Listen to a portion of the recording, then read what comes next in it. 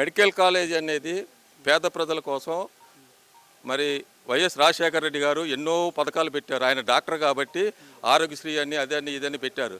అదే బాణీలో ఆయన కుమారుడైనటువంటి జగన్మోహన్ రెడ్డి గారు కూడా మరి గత అంత ఆర్థిక పరిస్థితుల్లో ఉన్నా కూడా పేద విద్యార్థులు చదువుకోవాలి, పేదలకి మరి ఆరోగ్యంగా మరి దాంట్లో సమకూర్చాలి అని చెప్పేసి 17 కాలేజీలకి జీవోలు తెచ్చారు.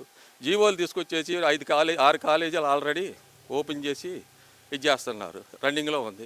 మిగతా కన్స్ట్రక్షన్లో కూడా ప్రభుత్వాలు లేవు. వీళ్ళు ప్రభుత్వం వచ్చిన తర్వాత బడ్జెట్ లేదని చెప్పి ఏదో రూపాయికి 2 రూపాయలకు అమ్మేసుకుంటున్నారు.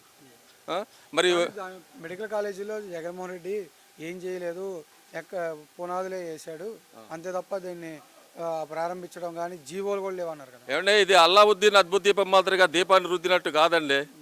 ఇది అల్లావుద్దీన్ అద్భుత దీపంలో మన చిన్నప్పుడు సినిమాలు చూసేవాళ్ళం. అది ఈ విధంగా రుద్దేసి ఇక్కడ బిల్డింగ్ కట్టడం అనేది అది ఎన్ని సంవత్సరాలు కడుతుంది, ఎన్ని సంవత్సరాలు కట్టాల్సి వస్తుందో మీరు అర్థం చేస్తారు. కనీసం 5-6 సంవత్సరాలు లేనిది అది కాదు.